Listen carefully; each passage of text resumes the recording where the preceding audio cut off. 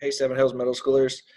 It's Mr. Grooch. And I know today that a lot of people are going to be sharing their hobbies and different things with you that they are doing during this distance learning time. Um, but I thought I'd share something a little bit different just to address the difficulty of this past week. I'm making this recording on Friday, May 29th, and I just received word that the officer involved in the killing of George Floyd was arrested. And I know that this has been a very difficult week for all of you and for us as a community, on top of all of the other stuff that we're going through. And normally we would come together as a group and we would discuss this. Part of a classical school, that's what we do, is we look at the facts and then we communicate our opinions based on those facts. I think that it's important for our community to know that when we see something that is wrong, we speak out against it. And what happened last Monday was wrong.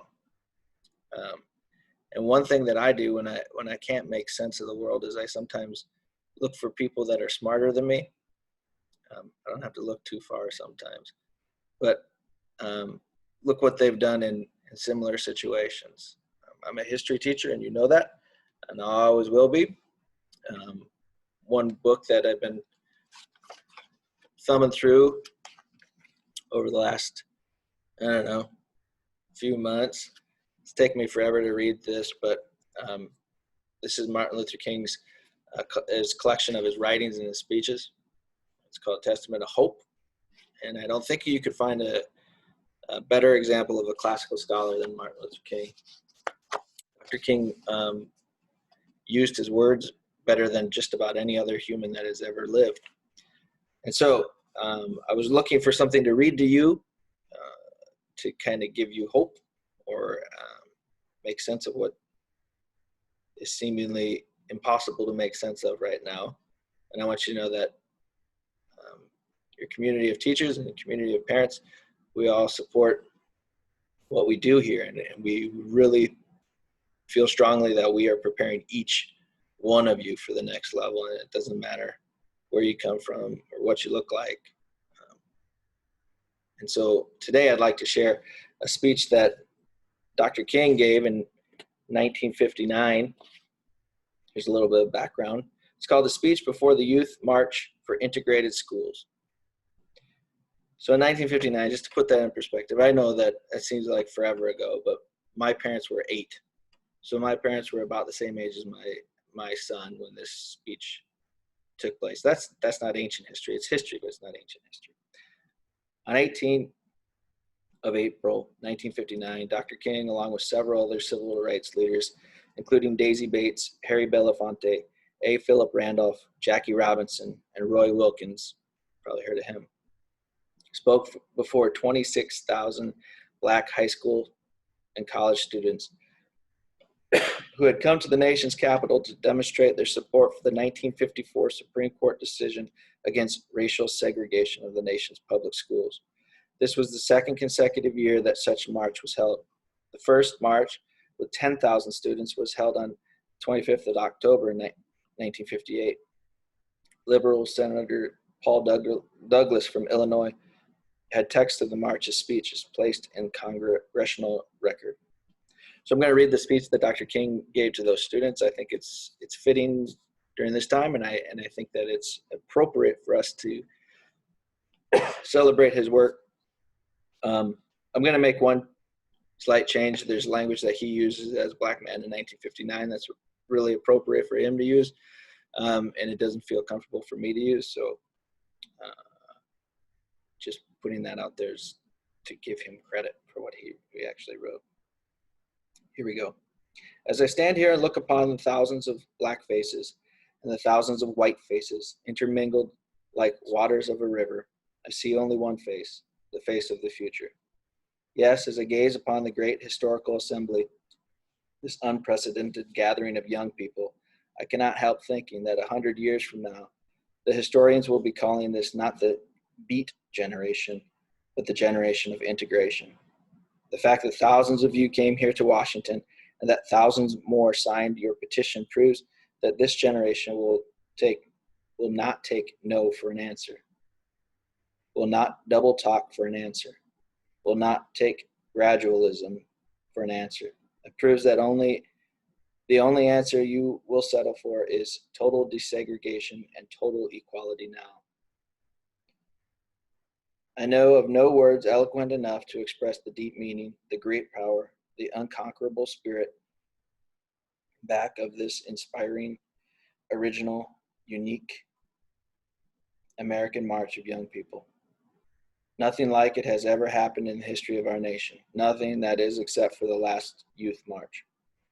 What this march demonstrates to me above all else is that you, young people, through your own experience, have somehow discovered the central fact of American life, that the extension of democracy for all Americans depends upon complete integration of Black Americans. By coming here, you have shown yourself to be highly alert, highly responsible for young citizens.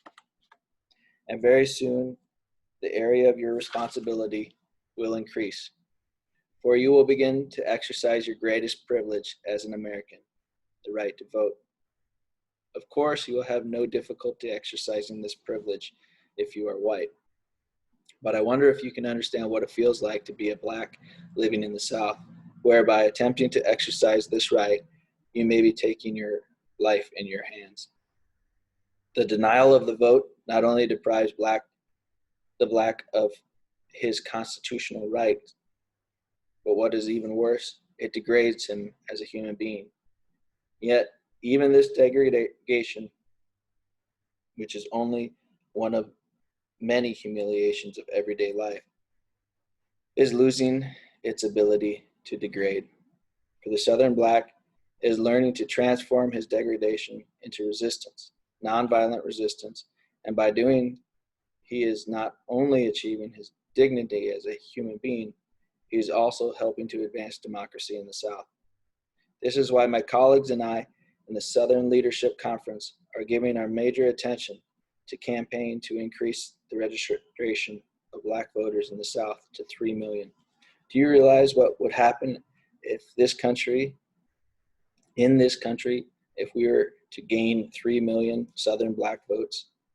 We could change the composition of Congress. We could have Congress far more responsive to the voters' will. We could have all schools integrated North and South. A new era would open to all Americans. Thus, the Black, in his struggle to secure his own rights, is destined to enlarge democracy for all people. In both a political and a social sense. Indeed, in your great movement to organize a march for integrated schools, you have actually accomplished much more. You have awakened on hundreds of campuses throughout the land a new spirit of social inquiry to the benefits of all Americans. This is really a noble cause. As June approaches with its graduation ceremonies and speeches, a thought suggests itself. You will hear much about careers, security, and prosperity. I leave the discussion of such matters to deans, your principals, and your valedictorians. But I do have a graduation thought to pass along to you. Whatever career you may choose for yourself, doctor, lawyer, teacher, let me propose an avocation to be pursued along with it. Become a dedicated fighter for civil rights. Make it a central part of your life. It will make you a better doctor, a better lawyer, a better teacher.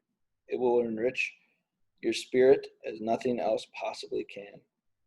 It will give you that rare sense of nobility that can only spring from love and selflessly helping your fellow man.